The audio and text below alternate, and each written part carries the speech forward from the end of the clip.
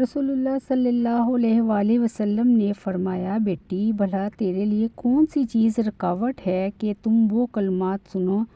جو میں تمہیں وصیت کر رہا ہوں، اور جب تم صبح اور شام کرو تو یہ کلمات کہو: یا حی یا قیوم برحمتک استغیث اصلح لی شأنی وکلہ ولا تکلنی الی نفسی طرفۃ عین۔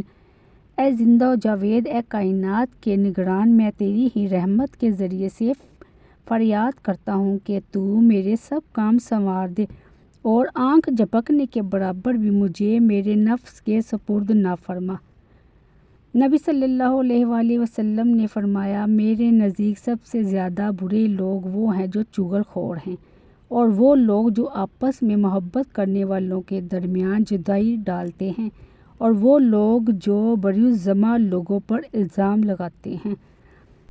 نبی صلی اللہ علیہ وسلم نے فرمایا، بندہ جو بھی دعا مانگتا ہے وہ اس دعا سے افضل نہیں ہوتی: اللہم انی اسألک المعافاۃ فی الدنیا والآخرہ۔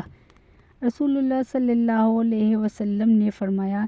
اللہ عز و جل نے ملک الموت کو سب ارواح کے قبض پر مقرر فرمایا ہے، سوائے سمندر میں شہید ہونے والوں کی ارواح کے۔ ان کی ارواح اللہ تعالیٰ خود قبض فرماتا ہے۔